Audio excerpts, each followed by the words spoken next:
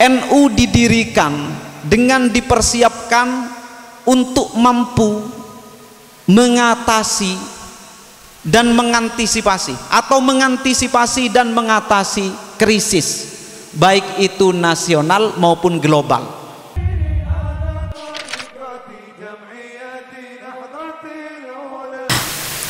Assalamualaikum warahmatullahi wabarakatuh. Bismillah wassalatu wassalamu ala rasulillah wa ala alihi wa sahbihi wa mawalah, amma ba'd. Nuhannikum wa iyana bi syarafi hadal yawm wa binurihi bi tabrikat tauliyati munazzamati jam'iyati Nahdlatul Ulama di Kecamatan Gapura, yang mana pada hari ini telah dilantik dengan sempurna. Semoga seluruh yang dilantik mendapatkan barokah dari Jam'iyah Nahdlatul Ulama, bisa diberikan petunjuk dan kekuatan mengikuti jejak para sepuh pendiri Nahdlatul Ulama dan kelak dikumpulkan dengan beliau-beliau semua. Yang kami hormati pengasuh Pondok Pesantren Nasy'atul Muta'allimin Kiai Haji Munif Zubairi, pengasuh Pondok Pesantren Al-Muqri Perenduan Kiai Haji Zainur Rahman Hammam, kakanda kami, juga rekan guyon kami, di mana beliau sejatinya ingin juga memberikan sambutan atas apa yang telah disampaikan oleh Kiai Imam Hendriyadi, karena itu adalah WA war, peperangan di WhatsApp, seharusnya tidak diungkap di muka publik. Segenap jajaran pengurus PCNU Kabupaten Sumeneb yang hadir di sini, dari mustasyar, syuriah sampai tamfidiyah yang mewakili, juga segenap pengurus MWC NU Kecamatan Gapura, dan juga lembaga-lembaga yang baru dilantik, khususnya Jam'iyatul Qurra wal Huffaz yang dilantik di Kecamatan Gapura ini adalah PC Kabupaten Sumeneb. Betul ya? PAC Gapura dari PC Sumeneb, dan juga Forpim Cam Kecamatan Gapura, segenap hadirin, dan tak lupa juga rekan-rekan dari PDNU, PD Nahdlatul Ulama. Jangan-jangan ada yang tidak tahu PD Nahdlatul Ulama ini bukan perang dunia. Rekan kami Dr. As'ad, beliau adalah salah seorang pengurus aktivis di Perhimpunan Dokter Nahdlatul Ulama. Segenap rekan-rekan Banser, para muslimat dan para fatayat sekalian, saya memberikan apresiasi yang sebesar-besarnya, berterima kasih kepada MWC NU Gapura, dan cukup berbangga sekali karena pada diberikan kesempatan ini, yang saya juga mempertanyakan sebenarnya kepantasannya. Ada kesempatan tapi pantas enggak untuk menyampaikan di MWC yang kira-kira adalah MWC NU terkaya sedunia. Sampai di kecamatan di Amerika pun tidak mungkin lebih kaya dari MWC NU Gapura ini. Mana ada di Eropa, di mana-manalah, tidak mungkin ada yang lebih kaya, insya Allah.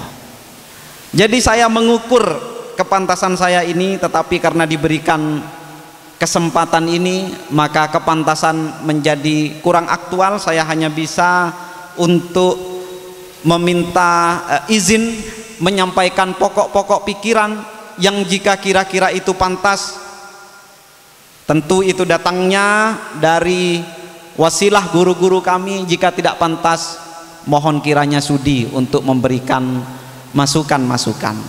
Para hadirin sekalian, apa yang akan saya sampaikan sebenarnya adalah sekedar hawamish, catatan pinggir dari kesejarahan yang matannya tadi sudah terselenggara, disimbolkan melalui perhelatan Harlah NU, khususnya di Kecamatan Gapura ini. Sudah 3 bulan, dan sampai detik ini apa tidak bangga masih bertahan untuk duduk.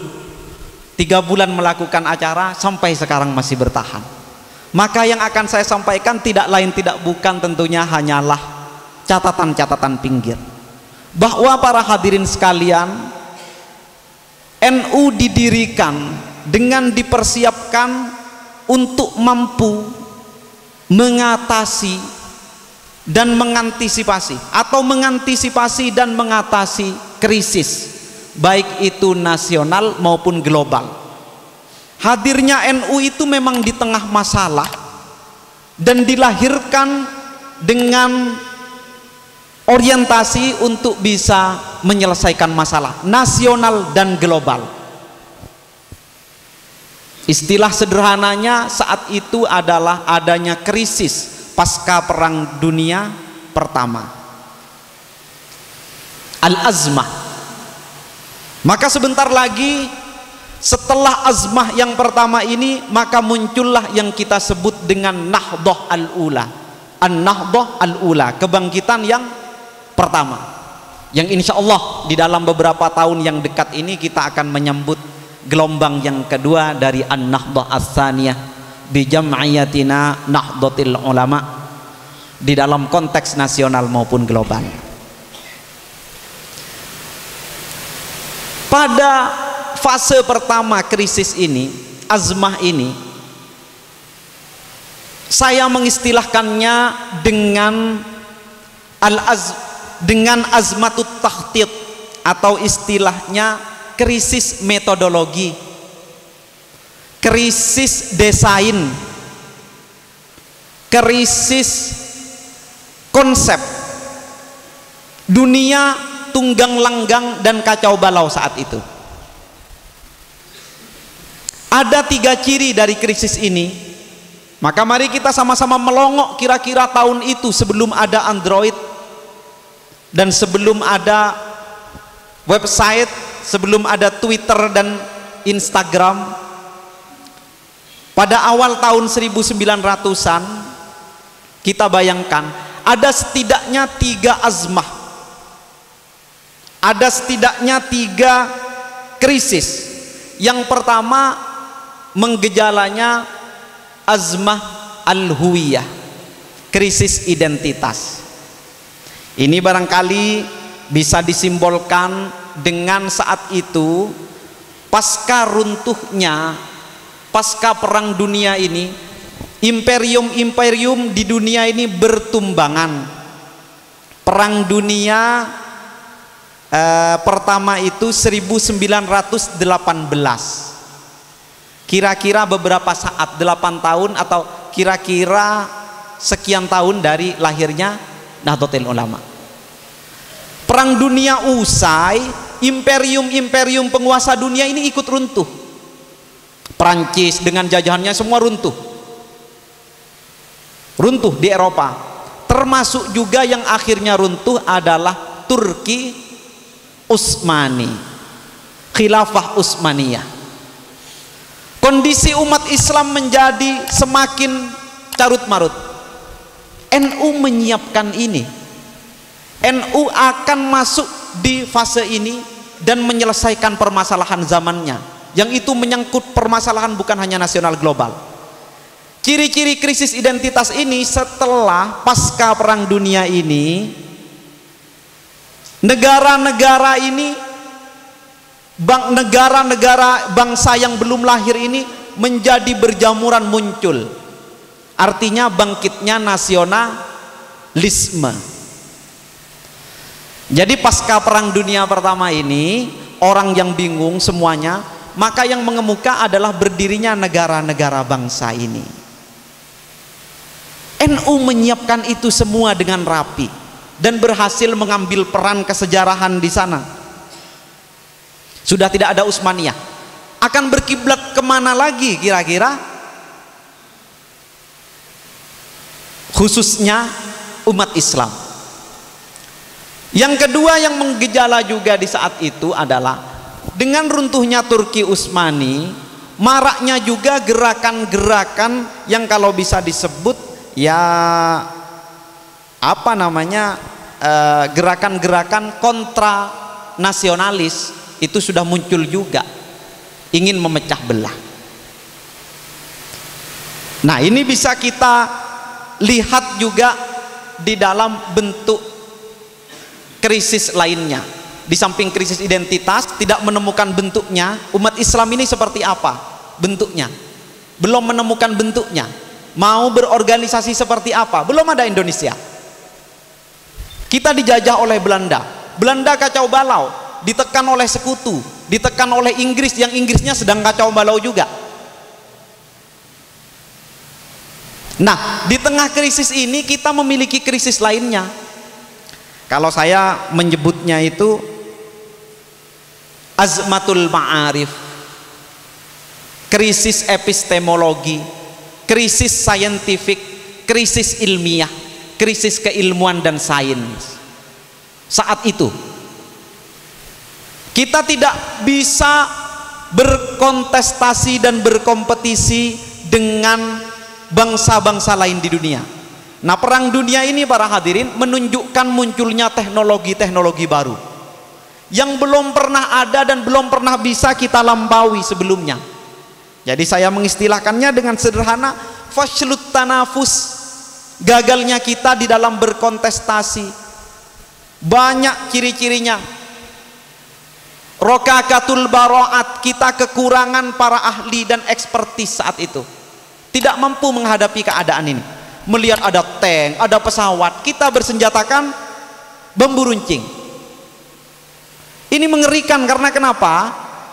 Pada masa-masa sebelumnya umat Islam Indonesia itu mampu bersaing sejajar bahkan melampaui dengan bangsa-bangsa lain di dunia ketika masih tegak kerajaan-kerajaan.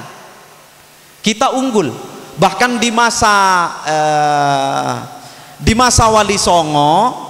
Mengapa di masa Wali Songo keilmuan itu maju? Karena Wali Songo berdakwahnya melalui segala perangkat dakwah yang paling mutakhir saat itu.